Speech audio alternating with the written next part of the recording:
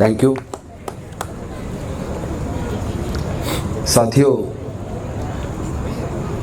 आज का जो दौर है वो पहले से बहुत बदतर दौर है,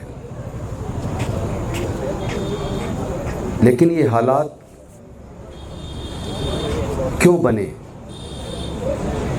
इसके पीछे के कारण क्या हैं? अगर इसके कारण को जानना होगा तो हमें इतिहास में झांकना पड़ेगा। हमें अपनी सामाजिक व्यवस्था को पढ़ना पड़ेगा, और सामाजिक व्यवस्था को अगर हम पढ़ेंगे तो हम पाते हैं कि जो सिख बने हैं, सिखों में लगभग 80% लोग शूद्र या अछूत समाज से आते हैं। जो मुसलमान बने हैं उसमें भी 80 से 85% लोग शूद्र या अछूत समाज से आते हैं। जो लोग देश में ईसाई बने हैं वो भी 99% शूद्र या अछूत समाज से आते हैं। और हमारे देश की सामाजिक व्यवस्था का संचालन अब से लगभग 1500 साल पहले से मनुस्मृति के द्वारा होता था। जो मनुस्मृति शूद्रों को शिक्षा से, ज्ञान से, संपत्ति से, व्यापार से, यहाँ तक कि मानवता के दर्जे से वंचित रखती है, उस व्यवस्था में एक बड़ी चोट लगी जो ज्योतिबा फूले, सावित्रीबाई फूले ने पहली चोट मारी। उसके बाद साहू जी महाराज, अनेकों हमारे महापुरुषों ने, फिर अल्टीमेटली डॉक्टर बाबा साहेब अम्बेडकर जी ने। और उसके बाद जो संविधान हमें मिला,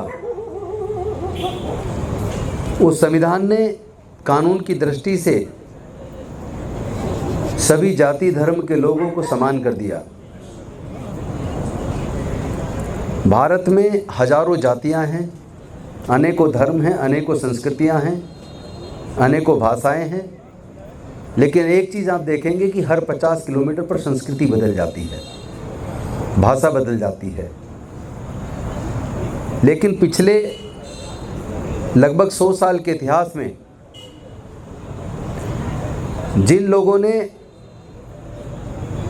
कांग्रेस के नरमपंथी विचार के खिलाफ कट्टरपंथी विचार को चुना, उन्होंने 100 साल पहले आरएसएस की स्थापना की। वो लोग देश में मनुस्मृति के हिसाब से देश को चलाना चाहते थे।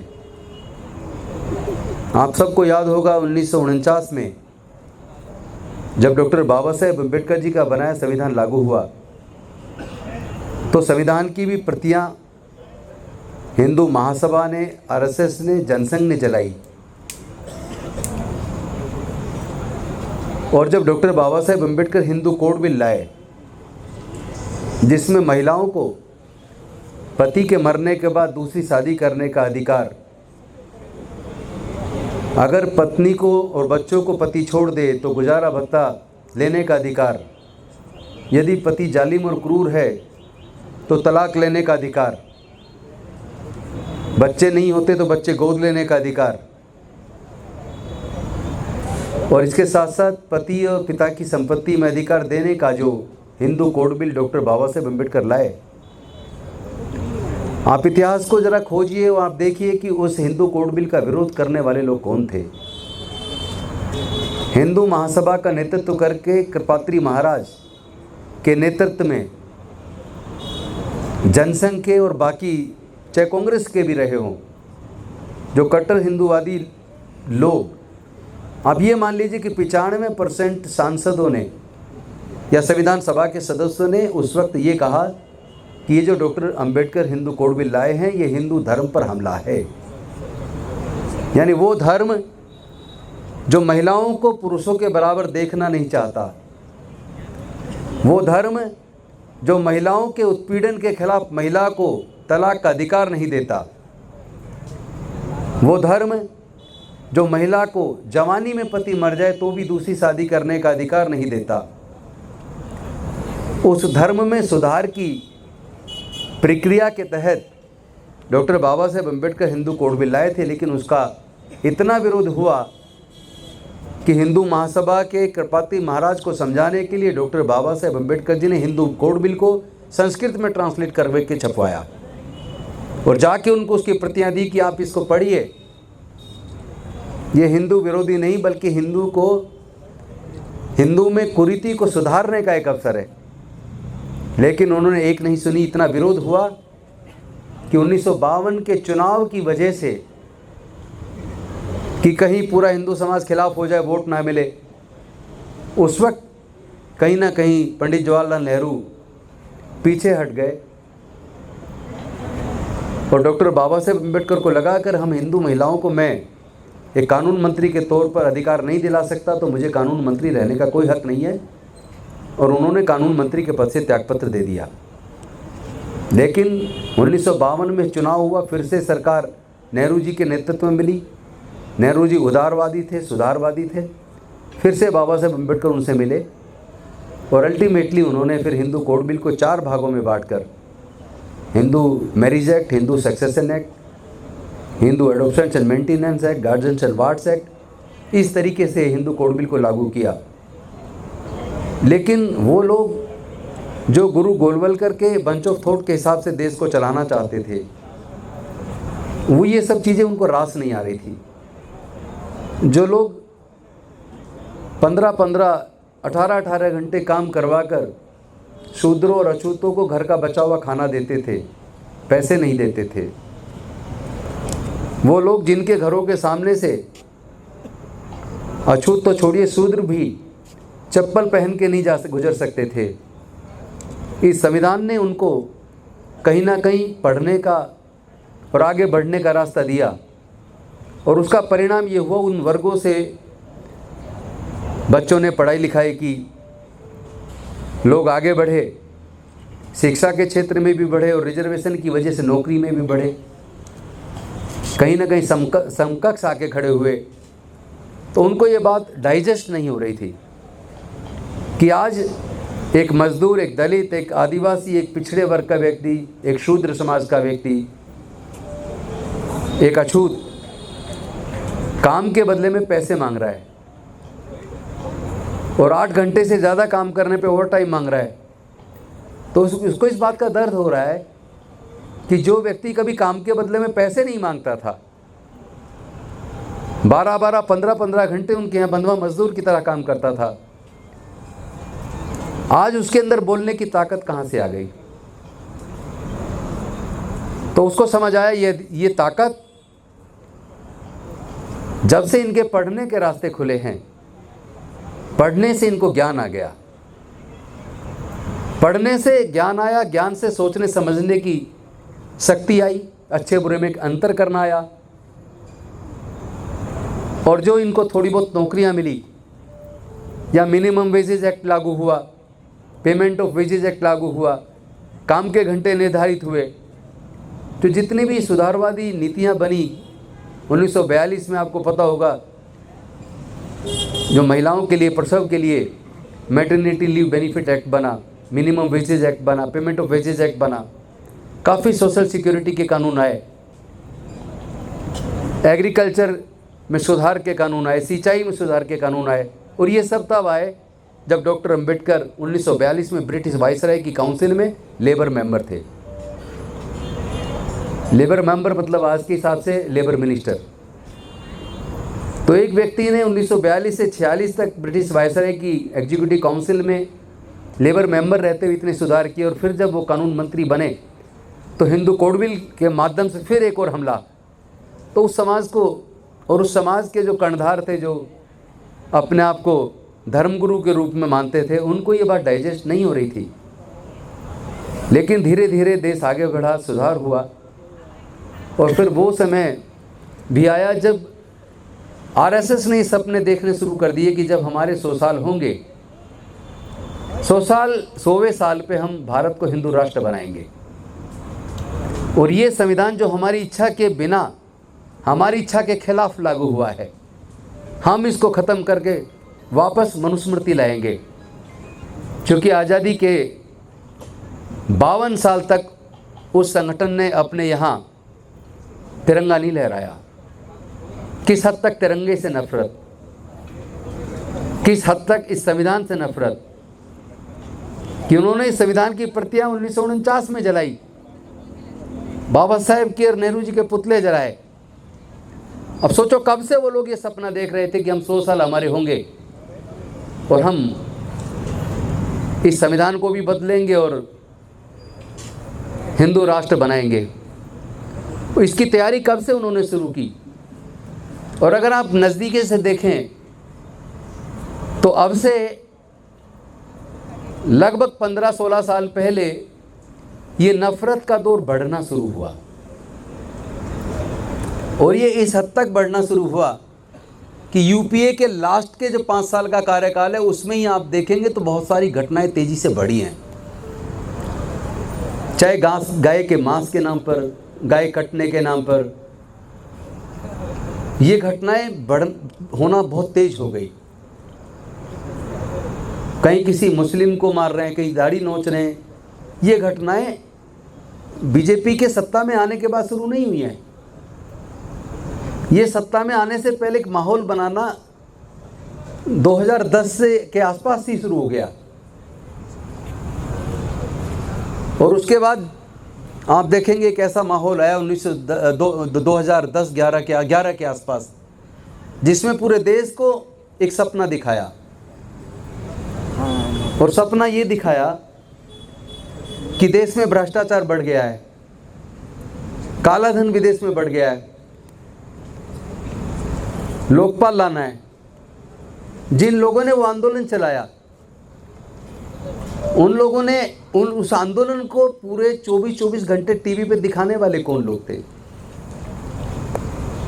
यूपीए की सरकार में बैठे हुए अनेकों लोग उसमें अंदर खाने कहीं ना कहीं सपोर्ट कर रहे थे। दिग्विजय सिंह जी इस बात को जानते होंगे। मैं तो आम आदमी पार्टी में भी उस वक्त नहीं था, एक वकालत के तौर पे, एक वकील के तौर पे वकालत करता था। सब लोग इमोशनली जुड़े उस आंदोलन से। ऐसा लगा जैसे देश बदल रहा है, ऐसे लगा जैसे आज़ादी की दूसरी लड़ाई शुरू हो रही है, ऐसे लगा जैसे करप्शन खत्म हो जाएगा, रोजगार के नए अवसर बनेंगे। लोगों की मति भ्रष्ट कर दी। 24 घंटे टीवी पे एक ही चीज़ चल रही है। और तेज़ी से पूरे देश का माहौल ऐसा बना कि वो सरकार जो सूचना का अधिकार लाई, वो सरकार जो फूड सिक्योरिटी बिल लाई, वो सरकार जो मनरेगा के माध्यम से मिनिमम 100 दिन की रोज़गार गारंटी लाई, वो सरकार जो राइट टू एजुकेशन लाई, जिसने प्राइवेट स्कूलों में भी 25% सीटें ईडब्ल्यूएस के नाम पर रिजर्व की, डीजी के नाम पर रिजर्व की, एकदम से उस सरकार के खिलाफ ऐसा माहौल बनाया। और माहौल बनने के बाद आप जानते हैं किस तरह सरकारें बदली। और जिन्होंने माहौल बनाया उनसे भी आज एक सवाल है, उसके बाद मैं कंक्लूडिंग उसकी तरफ जाऊंगा चूँकि बाकी साथियों को बोलना है। जिन्होंने माहौल बनाया, मैं उन माहौल बनाने वाले पहले तो अन्ना हजारे से ही पूछना चाहता हूँ कि आज 3 गुना काला धन बढ़ गया, आज आप कहाँ हैं? क्या आप जिंदा नहीं हैं? लाला रामदेव जी से पूछना चाहता हूँ जो कहते थे 35 रुपये लीटर पेट्रोल चाहिए कि नहीं चाहिए। आज पेट्रोल 100 रुपये लीटर के आसपास है और काला धन ला के 400 करोड़ बताते थे वो उस वक्त। 400 करोड़ काला धन है, वापस आएगा, सबको इतना पैसा मिल जाएगा। आज वो कहाँ हैं? लोकपाल बिल कहाँ है? 2G स्पेक्ट्रम घोटाला उन्होंने बताया था, उसको तो उन्हीं की सीबीआई ने कह दिया, क्लोजर रिपोर्ट लगा दी, कोई 2G स्पेक्ट्रम घोटाला ही नहीं हुआ। कोल ब्लॉक घोटाला, कॉमनवेल्थ घोटाला, कोर्ट से सब निकल के आ गया कि कोई घोटाला ही नहीं हुआ। तो क्या ये सब षड्यंत्र आरएसएस का बनाया था? इस पे तो सवाल का जवाब आपको खुद खोजना है। लेकिन इसके साथ साथ मैं ये कहना चाहता हूँ कि जिन्होंने ये सपना देखा था कि हमारे 100 साल होंगे इस संगठन को बने।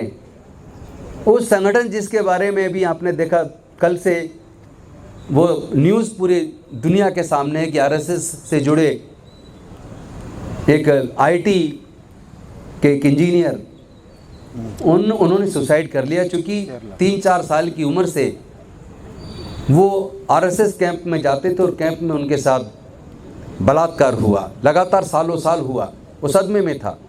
उसने ये भी कहा कि बहुत सारे बच्चों के साथ इस तरह बलात्कार हुए। तो ऐसे संगठन के बारे में अनफॉर्चुनेटली एफआईआर में उस संगठन का नाम नहीं है, जबकि उस व्यक्ति ने अपने पोस्ट में कई बार उस संगठन का नाम लिया। तो ऐसा क्या है कि वो संगठन देश की सरकार से, कानून से ऊपर हो गया? उस संगठन ने देश के संविधान को खत्म करने का जो सपना देखा, और ये जो घटनाएं बढ़ी हैं और ज़्यादा जो बुरे हालात में पहुंची है कि चीफ जस्टिस ऑफ इंडिया पे जूता फेंका जा रहा है। एक आईपीएस ऑफिसर 2001 बैच वाई पूरन कुमार, जिनकी पत्नी अमनीत कुमार वो आईएएस ऑफिसर हैं उसी बैच की, जिनका सगा साला भटिंडा से एमएलए है, साले की वाइफ दिल्ली में आईपीएस है सीनियर, और भी कई ब्यूरोक्रेट है। उस व्यक्ति को न्याय के लिए लड़ना पड़ा, जूझना पड़ा, और जब न्याय नहीं मिला तो उसने सुसाइड कर लिया। ये एक दलित आईएएस ऑफिसर के साथ हुआ ये घटनाएं। और अभी आपने देखा हरिओम वाल्मीकि की जिस तरह हत्या हुई, उससे पहले मनीषा वाल्मीकि के साथ जो हुआ, दुलीना में 5 दलितों को किस तरह गायिका के बारे में आरोप लगा के पुलिस की कस्टडी से, डीसीपी की कस्टडी से छीन के मार दिया गया उन्हीं की आंखों के सामने। तो इस तरह की एक नहीं अनेकों घटनाएं लगातार पूरे देश में आ रही हैं। आदिवासियों को मुंह पे पेशाब किया जा रहा है, खुलेआम भीड़ इकट्ठा होकर किसी को मारती है, वीडियो बनाती है, उनके ऊपर पेशाब करते हुए वीडियो बनाते हैं, वायरल करते हैं। मुस्लिम को मारते हैं, दलित को मारते हैं, आदिवासियों को मारते हैं, मारते हुए की वीडियो बनाते हैं, उसको वायरल करते हैं। इसका मतलब क्या है? इसका मतलब एक पूरे उपेक्षित वर्ग को, वंचित वर्ग को, चाहे वो एससी हो, एसटी, ओबीसी हो या माइनॉरिटी हो, ये लोग इस पूरे समाज को आतंकित करना चाहते हैं, टेरराइज करना चाहते हैं। एक वकील के तौर पर अगर मैं कहूँ तो इस आरएसएस संगठन या इससे जुड़े लोग जो इस तरह की वीडियो बना के वायरल कर रहे हैं, ये पूरे समाज में खौफ पैदा कर रहे हैं, टेरर पैदा कर रहे हैं। अगर इनको आतंकवादी ना कहें तो क्या कहें?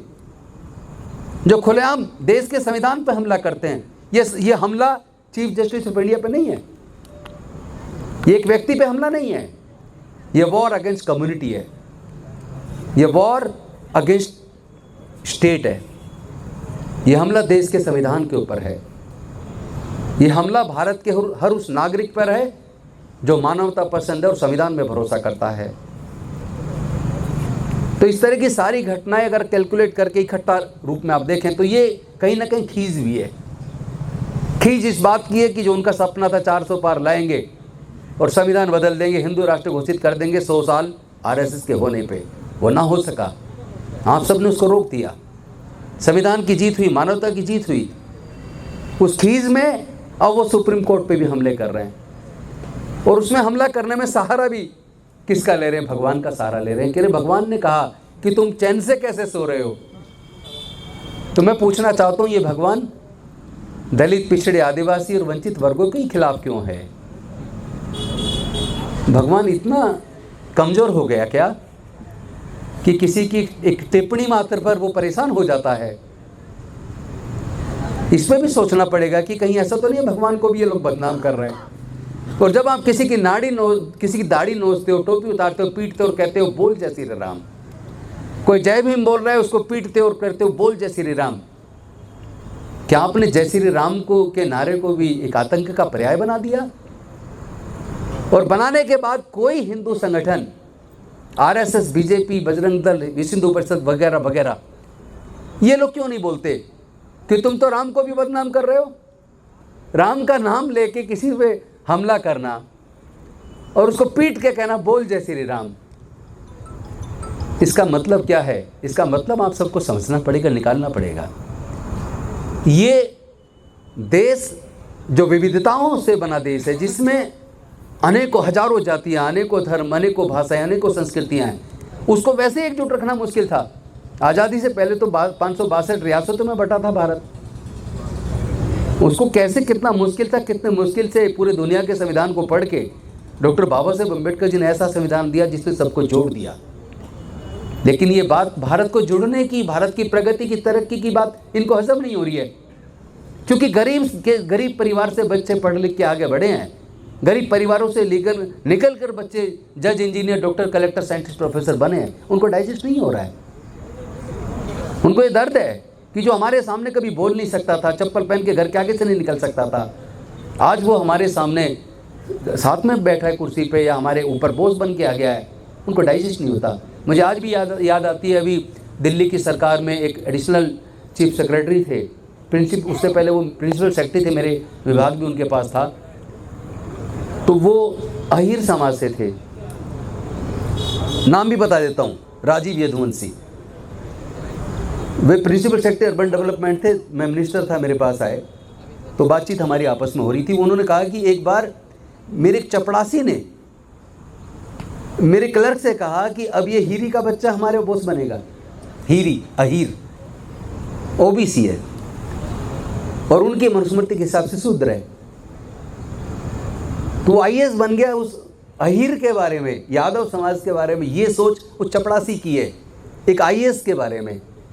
तो उस समाज की मानसिकता देखिए कि मंदिर के अंदर, दिल्ली के हौज खास मंदिर के अंदर राष्ट्रपति मुर्मू जी जाती हैं और उसको अंदर जाने नहीं दिया जाता। जब ये वीडियो वायरल होती है, हम लोग सब बोलते हैं इसके ऊपर, तो उस पुजारी का बयान आता है, वो कहता है हमने राष्ट्रपति को वर्ण नहीं किया, अंदर सिर्फ वो जा सकता है जिसको हम वर्ण करते हैं। यानी वो ये कहना चाहते हैं तुम देश के राष्ट्रपति बन जाओ, क्योंकि उससे पहले जो राष्ट्रपति थे दलित थे, रामनाथ कोविंद जी, उनको भी मंदिर में नहीं जाने दिया। तो 2 राष्ट्रपति की तो लेटेस्ट अभी की घटनाएं हैं। 2 राष्ट्रपतियों को मंदिर में नहीं जाने दिया, चीफ जस्टिस के ऊपर जूता फेंका, किसी को वो पेशाब कर रहे हैं ऊपर, किसी को पेशाब पिला रहे हैं जूते में डाल के। अभी आपने 3 दिन पहले की वीडियो देखी कि देवास जिले की, मध्य प्रदेश की, दिग्विजय जी जानते होंगे, एक पुरुषोत्तम कुशवाहा को वो लोग एक पांडे का पैर धुलवा रहे हैं, नीचे थाली रखी है और पैर धुलवा के कहते हैं ये ब्राह्मण का चरणामृत है, जो धोया इसे पी। उसने पिया और उसको ये भी कहलवाया, बोलो कि आगे से मैं कोई पोस्ट नहीं डालूंगा और ब्राह्मणों का चरणामृत पीऊँगा, कभी उनके खिलाफ नहीं बोलूँगा, उनको हमेशा अपना वो मानूंगा। और उसको वीडियो बनाया जा रहा है, वीडियो को वायरल किया जा रहा है। किस किस में खौफ पैदा करेंगे? ये देश कैसे एकजुट रहेगा? देश में, जिस देश में शांति होती है वहाँ खुशहाली होती है, वहाँ तरक्की होती है। और जिस देश में नफरत बढ़ती है, इंसानियत ख़त्म होती है, इंसानियत मरती है, वो देश कमज़ोर हो जाते हैं। ये सबक हमें अपने आसपास के देश से सीखना चाहिए। ये हमारे देश के संविधान की खूबसूरती है। नेपाल के अंदर गृह युद्ध हुआ, तख्ता पलट हुआ, पाकिस्तान में हुआ, अफगानिस्तान में हुआ, बांग्लादेश में हुआ, श्रीलंका में हुआ, लेकिन भारत में नहीं। क्योंकि भारत का संविधान डॉक्टर बाबा साहेब अम्बेडकर ने इस तरीके से बनाया जहाँ चेक एंड बैलेंसेस हैं, कोई एक भी स्वतंत्र नहीं है। लेकिन जिस तरीके से आज एक संगठन देश के ऊपर हो गया है, कुछ पूंजीपति देश से ऊपर हैं, कुछ नेता अपनी पार्टियों से भी बड़े हो गए हैं, और बड़े बड़े लोग जो देश के संविधान को इज्जत नहीं देते, देश के सारे संसाधनों पे कुछ ही लोगों का कब्जा किया जा रहा है, कुछ ही लोगों को पूरे देश के संसाधन सौंपे जा रहे हैं, ऑल नेचुरल रिसोर्सेज सब एक तरफा, गरीबों की सब ज़मीनें एक्वायर की जा रही हैं। तो ये सारी चीज़ें ये दिखाती हैं कि ये बंच ऑफ थॉट के हिसाब से कुछ लोगों को के हाथ में देश का सारा धन, बाकी लोग अनपढ़ रह जाएं, गरीब हो जाएं, क्योंकि गरीब से के ऊपर लंबे समय तक शासन करना आसान है। और यही बंच ऑफ थॉट कहता है। इसी के तहत मुझे आज भी याद है, मेरे एक मित्र हैं जो डीटीसी में चीफ जनरल मैनेजर रिटायर हुए, उनका 1981 में दिल्ली कॉलेज ऑफ इंजीनियरिंग में एडमिशन हुआ। उस वक्त उनकी 185 रुपये फीस थी साल की, लेकिन उनको 1580 रुपये स्कॉलरशिप मिली, उसमें पूरे साल का खर्चा निकल गया। आज शिक्षा को इतना महंगा कर दिया कि एक एक डिग्री करने के लिए गवर्नमेंट कॉलेजेस में, इंजीनियरिंग में, मेडिकल में, लॉ में, मैनेजमेंट में 15-15, 20-20, 25-25 लाख रुपए चाहिए, और उससे पहले एडमिशन के लिए, कोचिंग के लिए 2-3 लाख रुपया चाहिए। यानी आपसे शिक्षा को छीन रहे हैं, सारे PSUs को बेच के आपकी नौकरी के रास्ते को बंद कर रहे हैं, सारे देश के संसाधन कुछ हाथों में सौंप रहे हैं। तो देश खतरे में है, देश का संविधान खतरे में है, इसी वजह से ये हमले हो रहे हैं। इसका हम सबको मिल के मुकाबला करना चाहिए, एकजुट होकर संविधान बचाने की इस लड़ाई को, मानवता को बचाने की इस लड़ाई को, और इस देश को बचाने की इस लड़ाई को हमें सबको मिल के लड़ना चाहिए। थैंक यू वेरी मच, धन्यवाद।